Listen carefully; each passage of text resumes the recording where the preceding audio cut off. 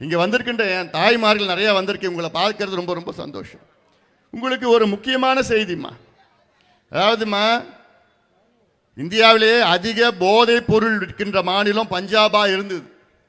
பஞ்சாபுக்கு எங்கே போதைப் பொருள் வரும்னா, ஆப்கானிஸ்தான் பாகிஸ்தான் பார்டரில் இருக்குது, எல்லையில் இருக்குது. அங்கேருந்து பஞ்சாபுக்கு வரும்.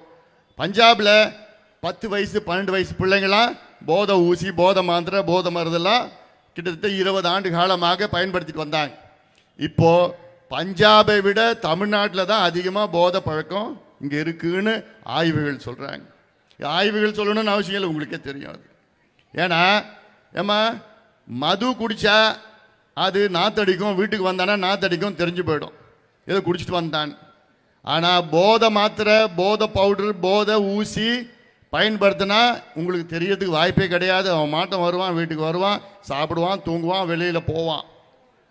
அப்படி 1 வருஷம் பயன்படுத்தினானா அவனை மீட்டெடுக்க முடியாது. இதற்கு காரணம் எல்லாமே திமுக காரங்க தான் காரணம். திமுக ஆட்சி, முதலமைச்சர் தான் காரணம். அதுக்கு தான் நான் மீண்டும் மீண்டும் சொல்கிறேன். ஒரு மருத்துவனாக நான் சொல்கிறேன், ஒரு டாக்டராக நான் சொல்கிறேன். என் தம்பிகள், என் தங்கைகள், தமிழ்நாட்டில் எல்லாமே என் தம்பிகள் தங்கைகள் தான் இருக்காங்க. நல்லா இருக்கணும், அடுத்த தலைமுறை நல்லா இருக்கணும். அடுத்த தலைமுறை நல்லா இருந்தால் தான் தமிழ்நாடு நல்லா இருக்கும். அந்த நோக்கத்தில் தான் நான் சொல்கிறேன். தப்பி தவறி திமுக அடுத்த முறை வந்துடுச்சுன்னா, வராது, தப்பி தவறி வந்துடுச்சுன்னா உங்கள் பிள்ளைகளையும் உங்கள் பேர பிள்ளைகளையும் நீங்கள் மறந்துடணும். ஏன்னா அந்த நிலையில தான் இருக்குது இன்னைக்கு.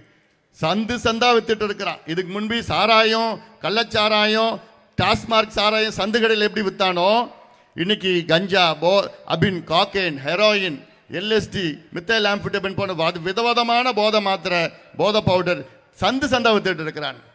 காவல்துறைக்கு தெரியாமல் எதுவும் விற்க முடியாது, தெரிஞ்சுதான் விற்கிறாங்க.